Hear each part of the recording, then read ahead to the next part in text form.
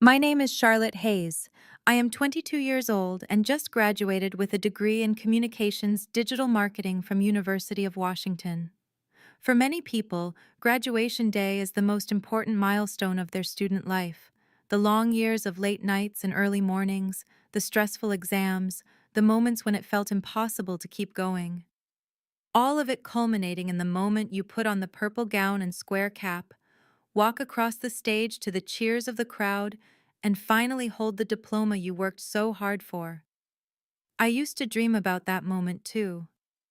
But what I longed for even more was not the piece of paper, but the sight of my parents and my family sitting in the audience, clapping, smiling, and feeling proud that their daughter had made it to the finish line. For 4 years, I gave everything I had, partly for myself, but also to prove that I deserved recognition.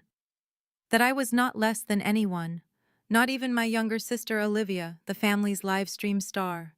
That morning, as I stood in front of the mirror in my small dorm room, I looked at myself dressed in the purple gown, my wavy brown hair framing my face. I held a bouquet of roses my best friend Mia had bought for me, and my heart swelled with a quiet, unexplainable hope. I imagined my parents walking into the auditorium, searching for me among the rows of graduates, their faces lighting up the moment they saw me. I pictured my mother crying with emotion, and my father, who was usually stern, giving me a subtle nod, the kind of nod I had waited for my whole childhood. But as the ceremony drew closer, my phone stayed silent. No call, no message. I decided to call them myself, only to hear my mother's clipped voice. Charlotte, we're busy today. Olivia has a special live stream celebrating 1 million followers, and we need to help her prepare. You understand, don't you? I froze, my heart clenching as if someone had crushed it in their fist. My voice trembled as I whispered, but today is my graduation. My mother's tone stayed cold. Yes, I know. But this live stream is very important for your sister's career. Be understanding, Charlotte. I know you'll be fine. I hung up, paralyzed, the bouquet suddenly feeling as heavy as a stone in my hand. For a moment, I wanted to throw it away, but instead, I gripped it tighter and forced myself to look into the mirror. Quietly, I told myself, it's okay. I made it here on my own. It wasn't the first time I had been abandoned because of my sister, and I knew it wouldn't be the last. But that day, the pain pressed down on me like an open wound that refused to heal. I took a deep breath, wiped the corner of my eyes, and stepped outside. When my name was called on stage, the sound of applause filled the auditorium. I smiled, walking forward through the cheers of my classmates, but inside, I felt hollow. My eyes drifted to the section reserved for parents. The empty seats stared back at me, a cold reminder that their absence was not an accident. It was a choice.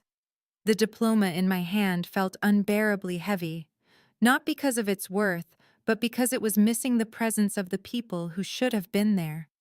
After the ceremony, my friends embraced their parents, posed for pictures, held bouquets, and basked in proud words and warm hugs.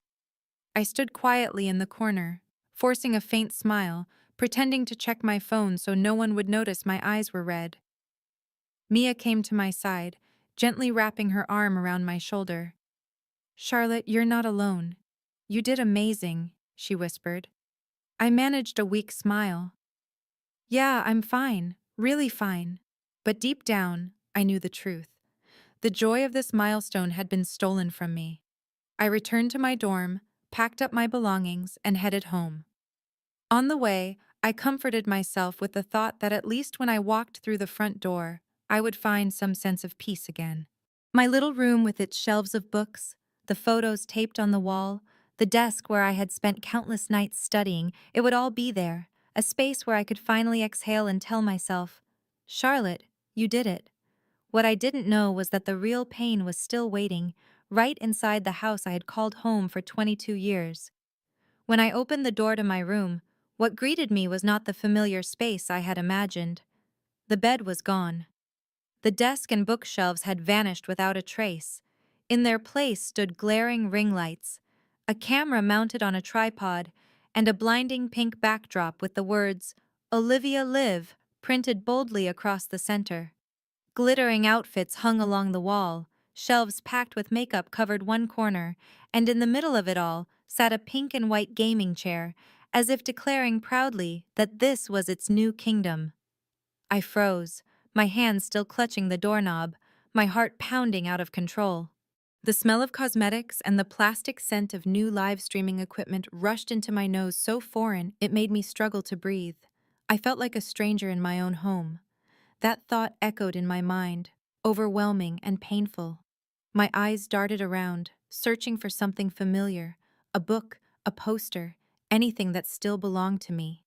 But there was nothing. Every trace of me had been erased, as if I had never existed there at all. I turned around, my voice trembling, but trying to remain steady. "Where's my room?" The question came not just from my lips, but from the torn pieces of my heart. My mother came up from the kitchen, still holding a tray in her hands, her eyes indifferent, as if I had asked the most trivial thing. "Charlotte, you've graduated. You don't need your own room anymore. Your sister is building her career. She needs the space for her live stream.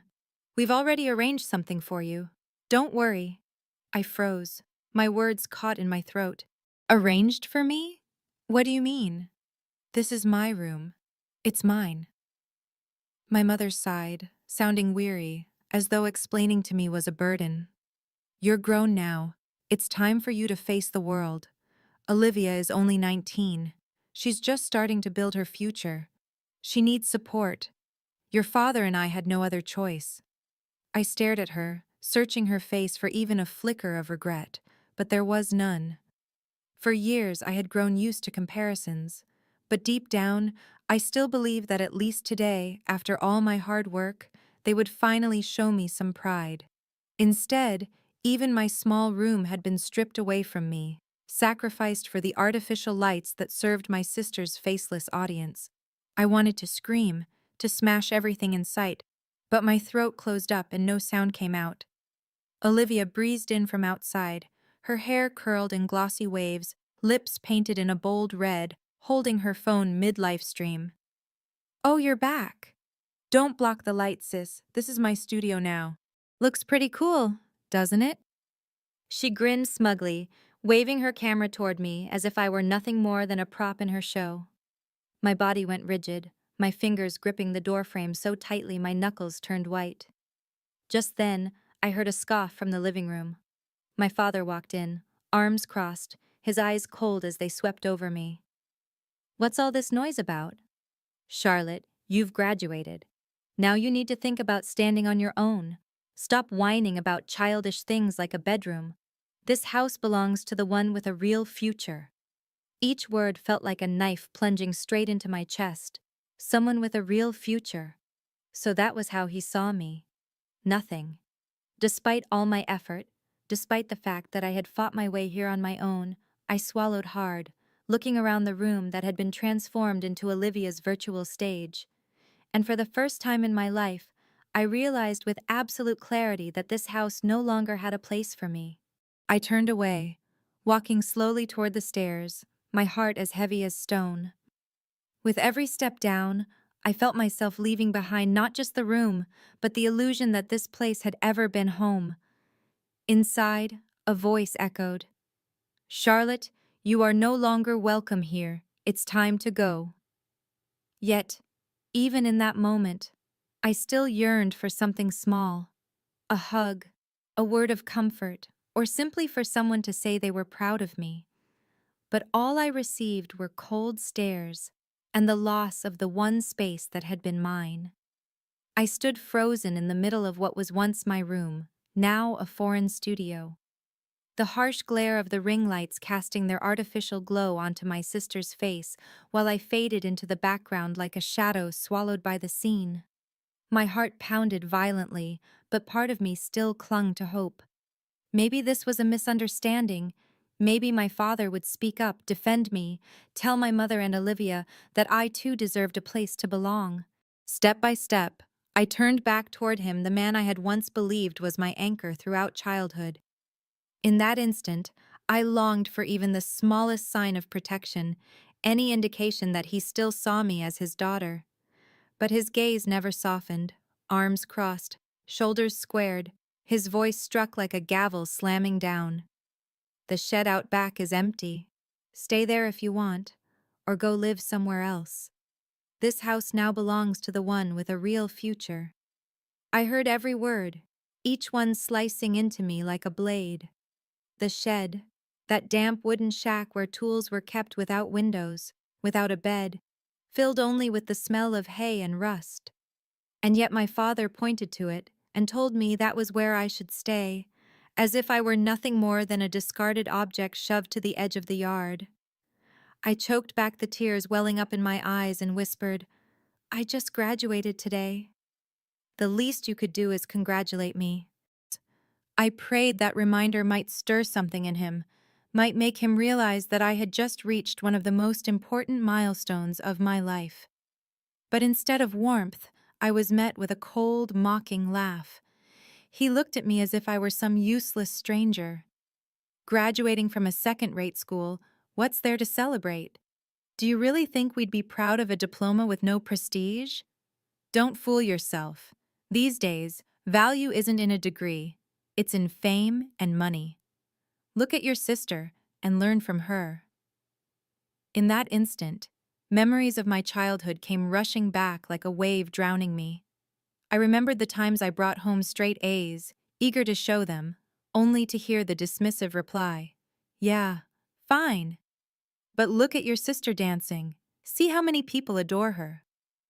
I remembered winning first place at a statewide speech competition, holding the shining trophy in my arms while my parents left the ceremony halfway through just to take Olivia to her performance. I remembered the countless nights I studied alone in my room, fighting through every obstacle by myself, only to wake up the next morning to their questions. "Did you cook something for your sister?" Never once did they ask how my studies were going. And now, even after reaching a major turning point in my life, they still erased it completely. Because to them, a social media star was worth more than a daughter who fought her way through with persistence. I no longer felt like blood in this family. Every word from my father cast me further out, turning me into an unwelcome guest in my own home. I turned to Olivia. She was giggling, her phone aimed at me, her eyes gleaming with amusement as she captured the scene of my humiliation. "Did you hear that, sis? I'm the one with a future. That shed outside is perfect for you.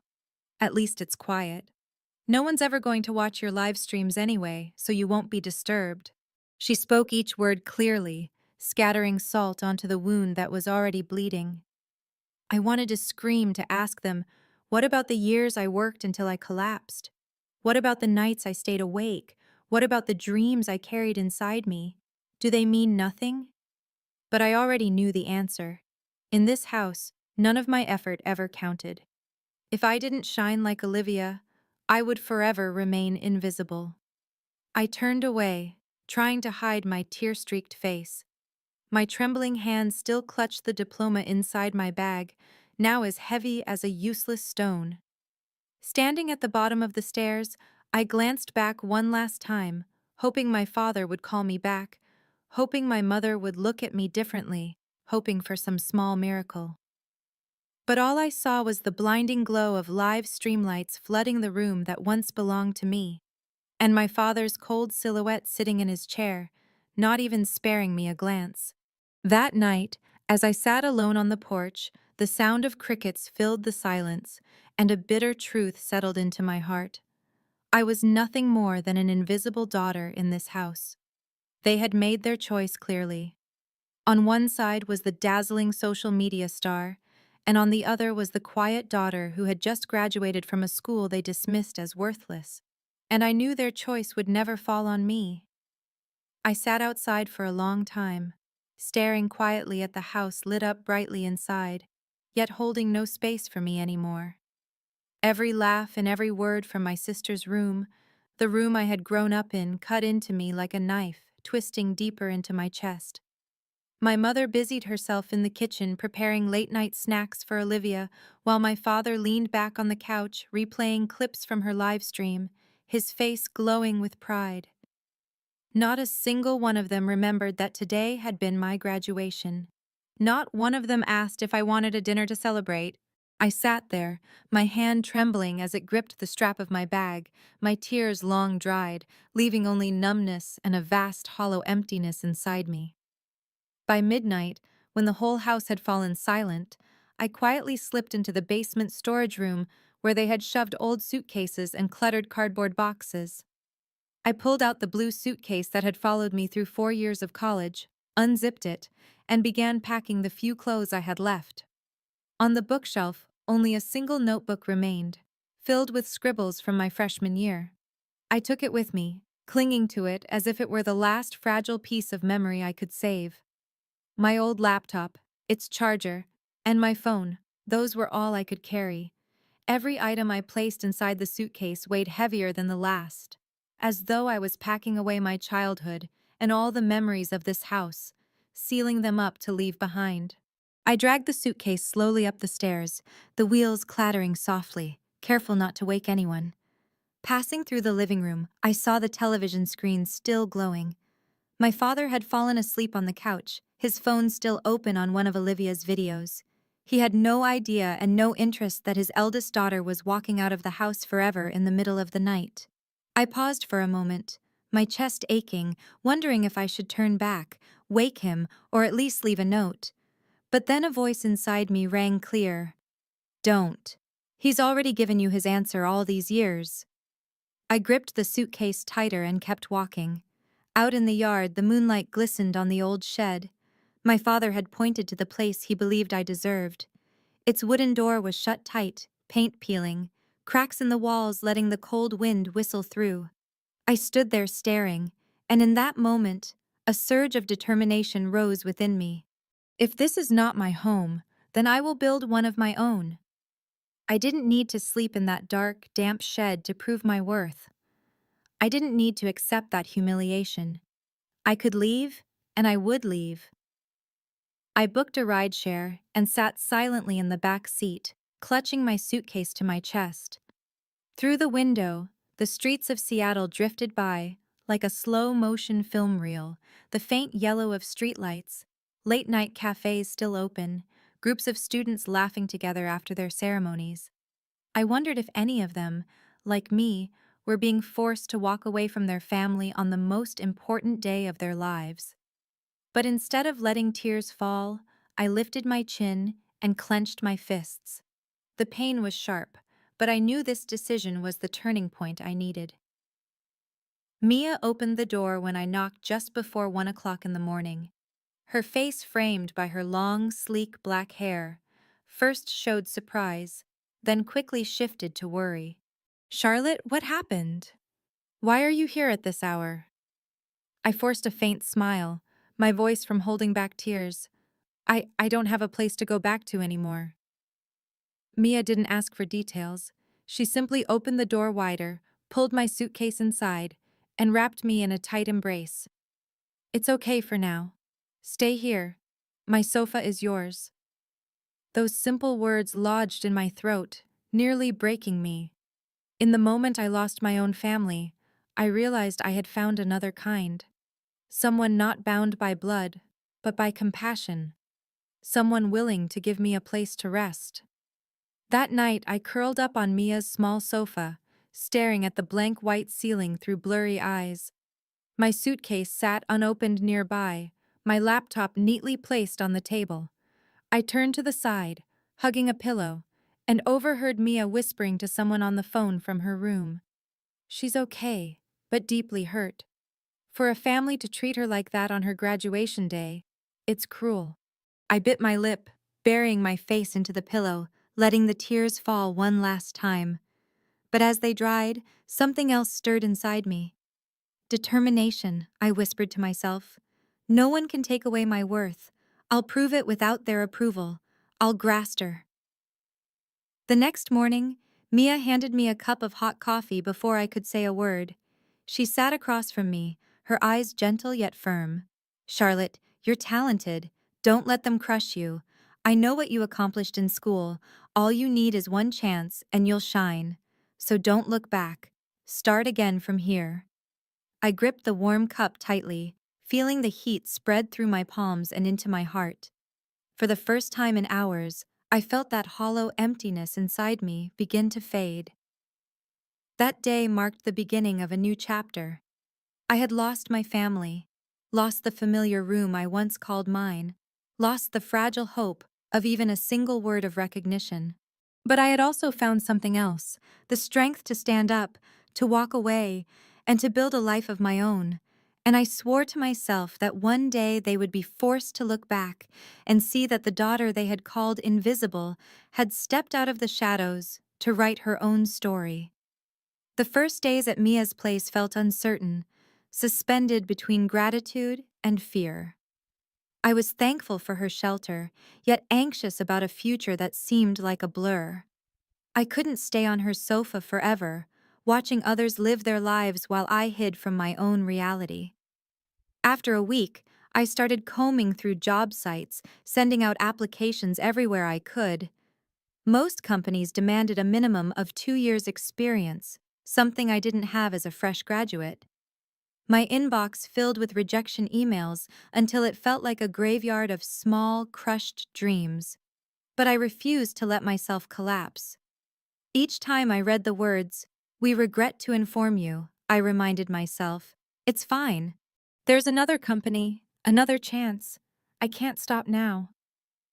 Finally, one morning my phone rang. It was a small marketing startup in Bellevue. The manager's voice was quick and impatient.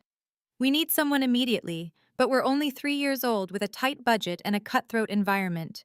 If you want to try, come in tomorrow for an interview." My heart pounded as I said yes without hesitation. The next day, I found myself sitting in a small office filled with bright posters and whiteboards scribbled with ideas. Across from me sat the founder and CEO, peering at me through thin-rimmed glasses. He cut straight to the point. "You don't have any real-world experience. So tell me, what exactly do you think you can do for us?" I drew in a deep breath before answering. "I have knowledge, I have the will to learn, and I have the ability to spot opportunities others overlook. Give me 1 week and I'll prove it." His brows rose slightly. Then he gave a faint smile. "All right, you're in." Trial period starts now.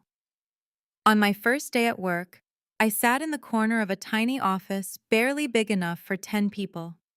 There was no desk of my own, just an old company-issued laptop and a pile of small client accounts that no one had bothered to touch. I overheard a few colleagues whispering, "Why did they even hire this fresh grad? She looked so green." My face flushed, but I said nothing. Instead of letting their words crush me, I opened every old file I could find, spending sleepless nights reading case studies, learning how to optimize ads, how to track user insights.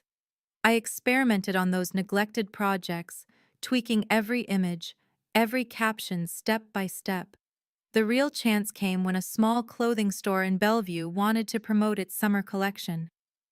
This client had complained multiple times that campaigns weren't working, that their budget was being wasted with no results. I volunteered to take it on, even as everyone eyed me with doubt. I drafted a plan to create a series of short TikTok videos highlighting the streetwear style loved by local youth. I personally called the store owner, asking to film on-site and interview real customers to create an authentic feel instead of glossy, lifeless ads. Within 3 weeks, the campaign exploded. The very first video hit over 1 million views, driving a flood of new customers to the store. Sales jumped by 40% in just 1 month, a result beyond anyone's expectations. The client called my company's director directly, overflowing with praise. And for the first time, I heard my colleagues whisper about me in a different way. "That girl's good. She really did it." That tiny taste of recognition made my heart race, as if someone had just handed me a lantern to light the darkness I had been walking through. From then on, I was gradually entrusted with more projects. During the day, I worked for the company, and at night, I took on freelance jobs writing content, managing social media for a handful of small and mid-sized brands. I learned to balance my time, even though exhaustion sometimes left me falling asleep at the desk. But unlike those lonely nights studying in the forgotten room of my parents' house, this time I felt I was truly building something that belonged to me. After 6 months, I had saved enough to move out of Mia's place. I rented a tiny apartment in a quiet neighborhood near Green Lake in Bellevue. It had just one bedroom, a small living room, and a narrow balcony overlooking the street. But to me, it was paradise. I carefully hung a few old posters on the wall, placed my laptop on the desk, and spread a sea blue bedsheet that matched the color of the suitcase I had carried with me. For the first time in my life, I felt I had a place that truly belonged to me, something no one could take away, no one could turn into a stage for someone else. On the first night in my new apartment, I opened the window to let the wind in, hugged my laptop, and gazed at the distant city lights. I laughed quietly to myself, tired but content. My thoughts drifted back to my parents and Olivia, to the cold shed they once pointed me toward, and then to this small but free space of my own. I whispered, "Charlotte, you've come a long way. This is only the beginning." Every rent check I paid came from my own hard work. Every successful project was proof that I didn't need them to survive. I was no longer the girl trembling at the door of the room that had been taken from me. No longer the invisible daughter in her parents' eyes. I was becoming someone else stronger, tougher, freer. And deep down, I knew that this journey of independence would one day take me to a place where they would regret ever discarding me. Yet, even with a stable role at the marketing firm in Bellevue, even with my own small apartment, I couldn't deny one truth. The wounds from my family never really disappeared. Every time I saw my sister's name, Olivia, flash across social media with streams of adoring comments, or when I overheard colleagues talking about how young influencers are reshaping the market, my heart would tighten. To outsiders, she was the symbol of a new generation. Beautiful, famous, admired by millions. And me?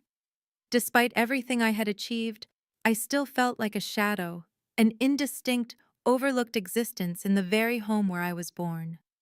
I knew I was moving forward, growing stronger, but the ghost of comparison and dismissal clung to me like an endless, stretching shadow. Childhood memories returned to me in restless dreams. I remembered clearly the first time I realized my place in the family. I was 6, Olivia was 3. On my birthday, I received a small doll, a gift I had been waiting for all month. Just as I opened the box, Olivia ran over crying for it. My mother sighed, turned to me and said, "Charlotte, she's younger. You're the older sister. Let her have it. Be a good girl." I held the doll tightly, my eyes brimming with tears, but I still had to hold it out to her. Olivia hugged it to her chest, beaming while I learned my first lesson. In this house, my sister's joy would always matter more than my dreams. The same story repeated itself throughout the years. I was always the one who had to give way, from toys to my own room to my parents' attention. I used to love drawing, dreaming one day of studying fine arts. But when Olivia began dancing and posting videos online, my parents poured all their money and time into her. What's the use of drawing? Real art is capturing an audience, getting views, getting paid, my father once said, as he cut short my dream. I packed my colored pencils into a corner of the closet and never touched them again. One particular memory still burns vividly in my mind: the day I was in high school and entered the statewide speech competition. I poured my entire heart into it, practicing for weeks, writing a speech filled with my beliefs and hopes. When I stood on stage, my heart raced, but every word left my mouth strong and clear. When the judges announced my name as the winner, I burst into tears, my hands trembling as I held the gleaming trophy. I looked into the audience, desperate to find the proud faces of my parents, but their seats were empty. I rushed backstage, calling them in my excitement, only to hear my mother's voice over loud music. Your dad and I had to take Olivia to a TikTok dance contest. You understand, right? That was live streamed for tens of thousands of viewers. It's important. I froze, my fingers tightening around the trophy. At the very moment I should have been recognized. I was invisible once again. Those memories, year after year, slowly buried my sense of self-worth. They taught me that recognition from my family was a luxury, that their love always came with conditions reserved only for the child who could make them look good in front of others. And me, the quiet daughter, diligent in her studies, was never enough. But what they never expected was that those very wounds were shaping me. At first I cried. I felt small. I asked myself, why was I born into this family? Why can't I be loved the way my sister is? Yet over time I learned to stop depending on their approval. I began seeking validation elsewhere, from teachers, from friends, from myself. I remembered the time Mia gripped my hand tightly and said, "You're talented. Don't let them crush you." Crush. Those words became an anchor, giving me the strength to rise each time I fell. I realized that if I kept waiting for my parents to turn and see me, I would remain in the shadows forever. So I chose another path, the path of standing firm on my own feet. I threw myself into work, learning relentlessly, letting small victories stack up into a brighter journey. I turned the pain of being compared into fuel to prove that even without fame on the internet, I could still create real value. There were nights when, after completing a successful project, I would sit by the window of my small apartment, looking out at the city lights, and wonder if my parents could see this. Would they change their minds about me? But then I would smile and shake my head. The answer no longer mattered, because I had already learned how to stand tall, how to light up my own life without needing praise from those who had always overlooked me. It was the wounds from my childhood that shaped the person I had become: resilient, unyielding, and determined. I understood now that true worth did not lie in the glare of ring lights or in the number of followers one could boast.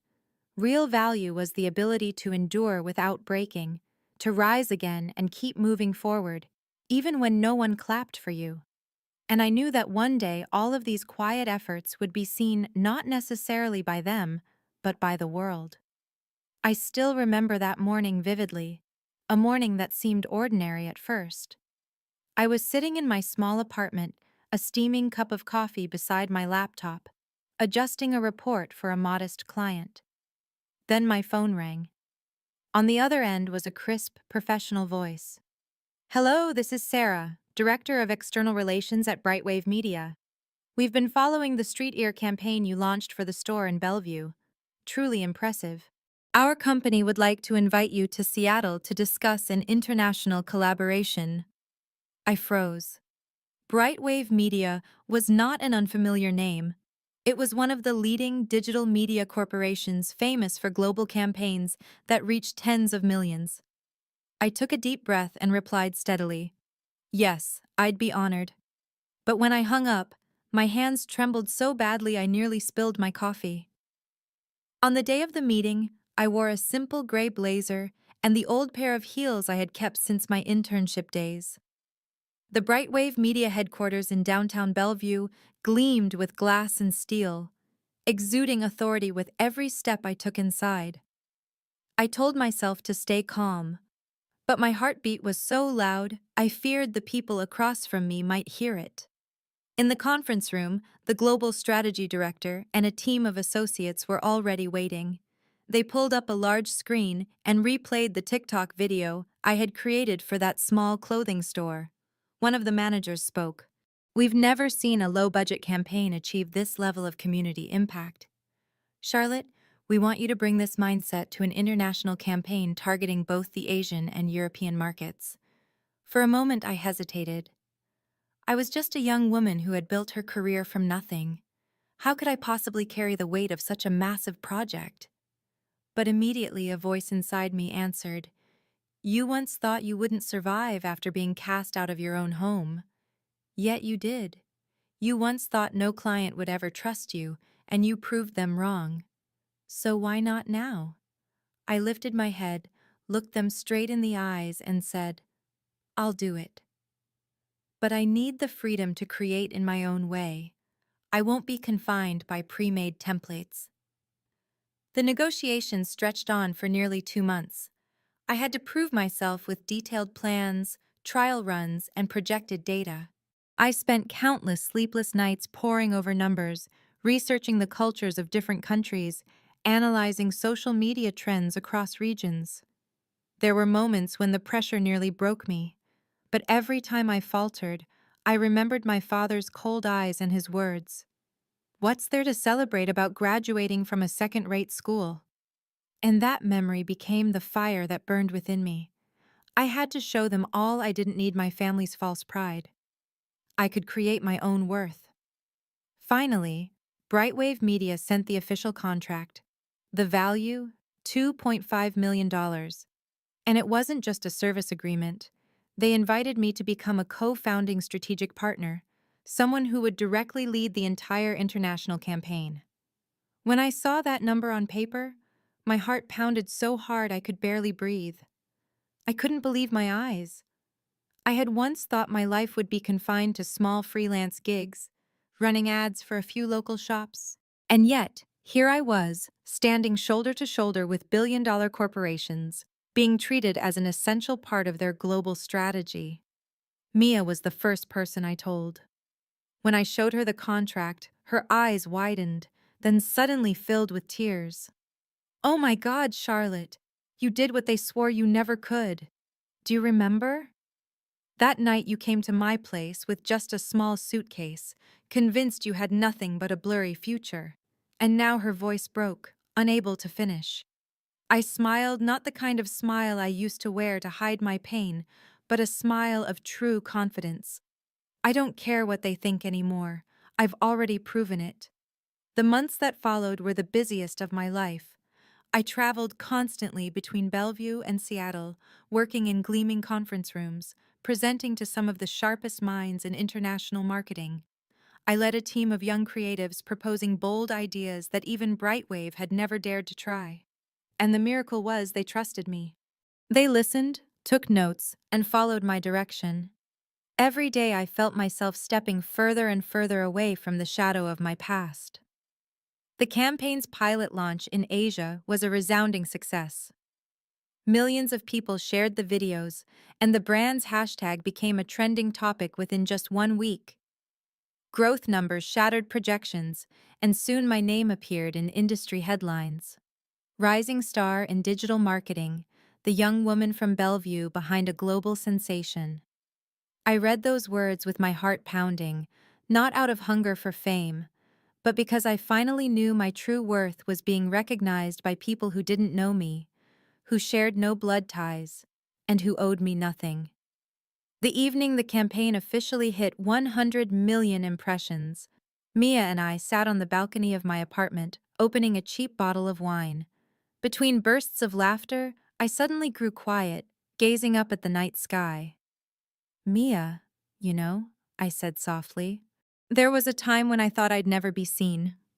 But tonight I understand something clearly. My worth doesn't depend on my family's recognition. It lies in what I've built with my own hands." Mia smiled, raising her glass. "And you, Charlotte, you've built an earthquake." I took a sip of wine, a rare sense of peace rising in me. The journey from that old suitcase, from nights on Mia's sofa, to where I stood now felt like a dream. And in that moment, I knew the road ahead would only lead to even greater doors opening. But more important than anything, I had broken free from the label of the invisible daughter. I no longer needed their opinion because the truth was already undeniable. I had made it. A year had passed since the day I signed the contract with Brightwave Media, and my life had completely transformed. I had my own apartment, a stable career, and an income that not only sustained me, but gave me, for the first time in my life, a sense of true security. I traveled for work, gave presentations, met people I had once only admired from a distance. I was no longer the girl curled up on Mia's sofa with nothing but an old suitcase. I had stepped into my own light. But one June morning, as I sipped coffee and reviewed a new campaign report, my phone buzzed nonstop on the table. I glanced at the screen and nearly spilled my cup. Over 60 missed calls from my mother and one short message. "Where are you?" I froze. In the past year, I had cut off almost all contact. No calls, no messages from them, except for a few brief words in the early months that I ignored. They had been too busy with Olivia, with their trips, with basking in the glow of their younger daughter. So why now? Why 60 missed calls in a single night? My heart pounded. A part of me wanted to pick up immediately, but another part stayed cold, reminding me that these were the same people who had once cast me out of my own home. I let the phone keep buzzing, my eyes fixed on that short message. "Where are you?" A simple question, yet beneath it, I could feel sheer panic. Curious, I opened my laptop and typed Olivia's name into social media. Within seconds, the screen filled with headlines. Scandal. A video clip showed her pretending to cry on a live stream to win sympathy only for a staff member to expose her on air, revealing the entire act was staged. Viewers were outraged. Brands began pulling contracts one after another.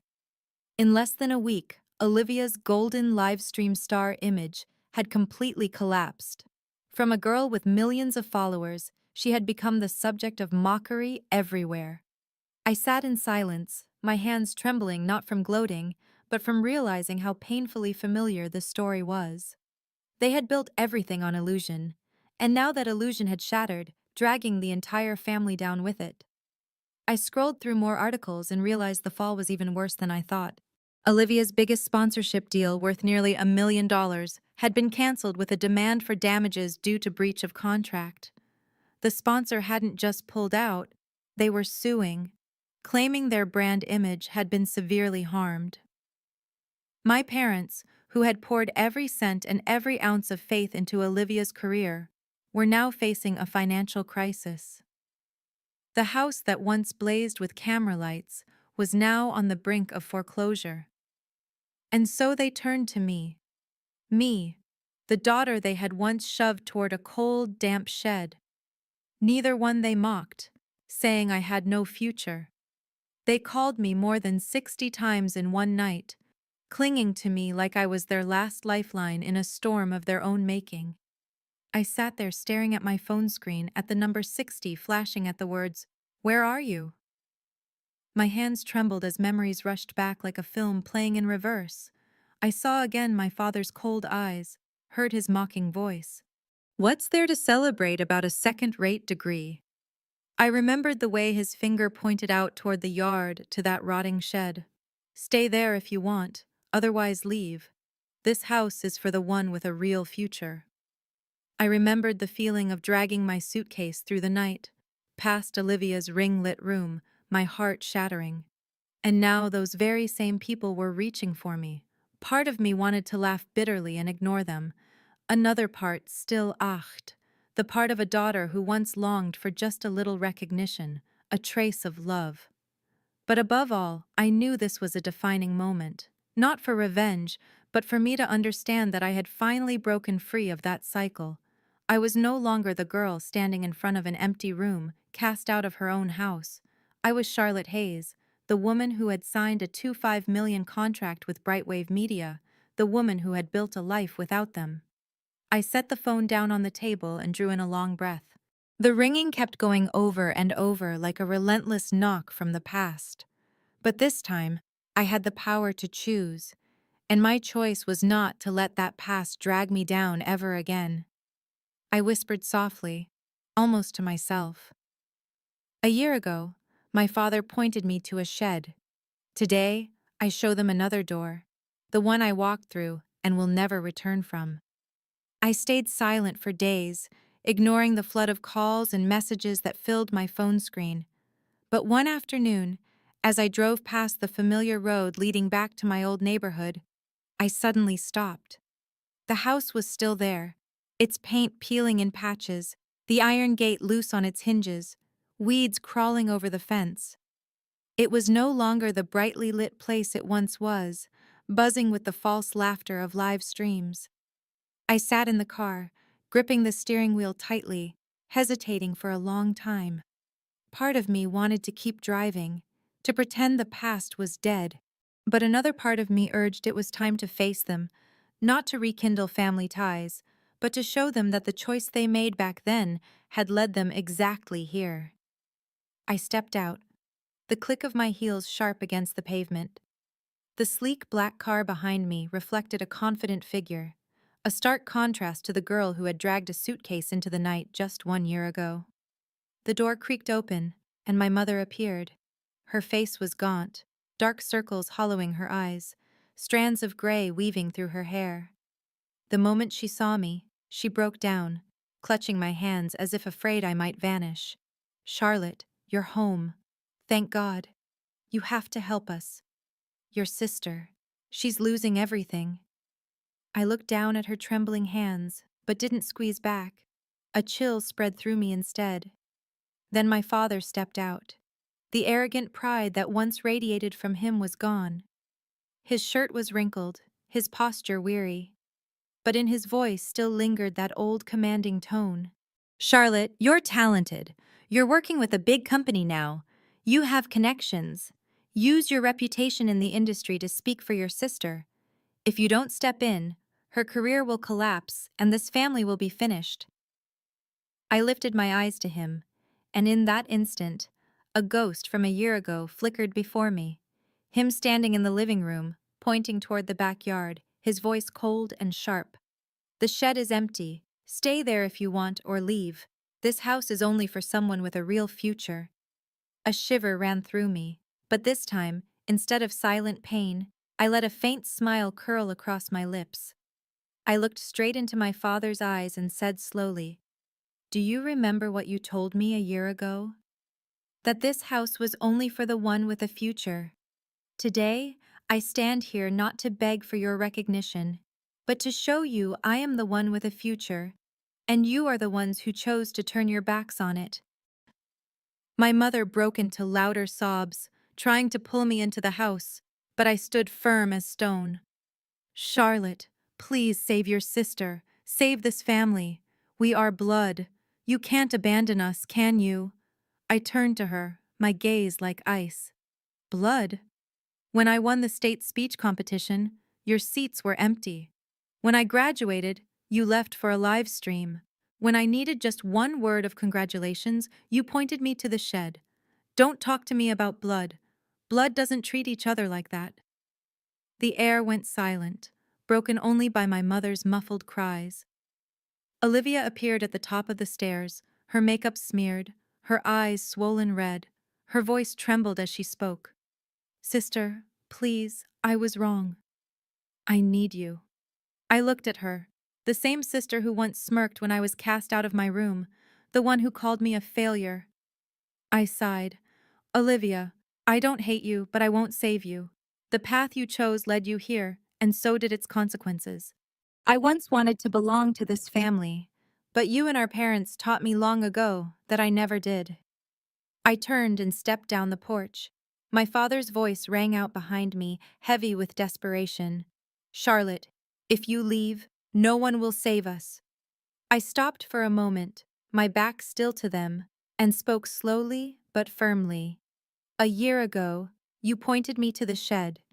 Today, I show you another door, the one I am walking through, and I will never look back." I strode toward my car, the rhythm of my heels steady like a calm heartbeat. As the door shut behind me, I glanced into the rearview mirror. My parents stood on the porch, small and broken, stripped of the pride they once wielded. Olivia collapsed onto the steps, her face buried in her hands. The sight stirred neither triumph nor regret in me. It only confirmed one truth. Everyone must face the weight of their own choices. They chose to abandon me, and now they would live with the consequences. The car rolled forward, leaving behind the house that had once been called home. But in my heart, it was nothing more than a memory now. I didn't need to look back because the road ahead was where I truly belonged. And for the first time, I felt my wings spread wide, no longer bound by false recognition, no longer living in anyone's shadow. I was free. A week after I returned to that old house and spoke my final words to my parents, I decided to host a small gathering in my new apartment. Not a lavish party, not the blinding lights of a live stream stage like the house I grew up in, but a simple, cozy space where I could invite the people who had truly walked this journey with me.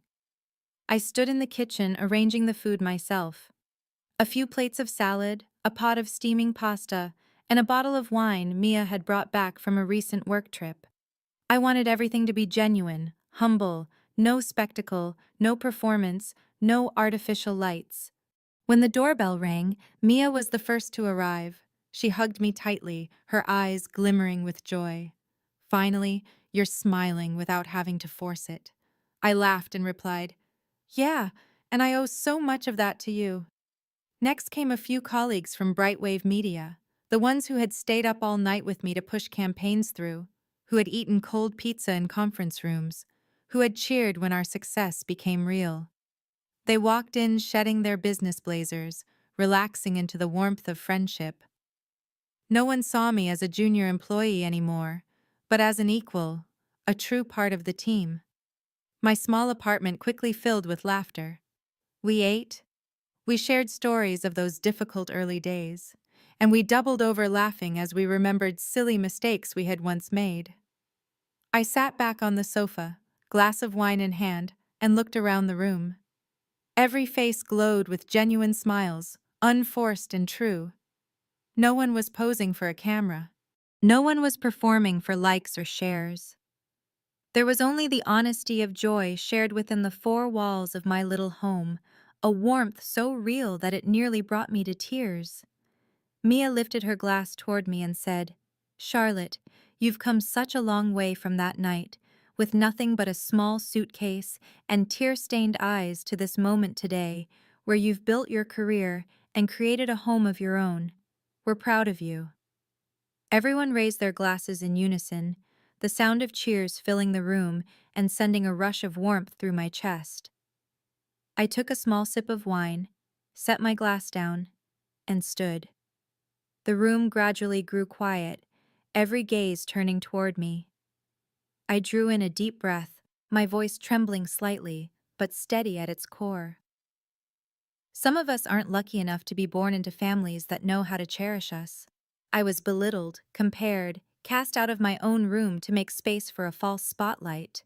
For a long time, I believed my worth depended on whether my parents were proud of me.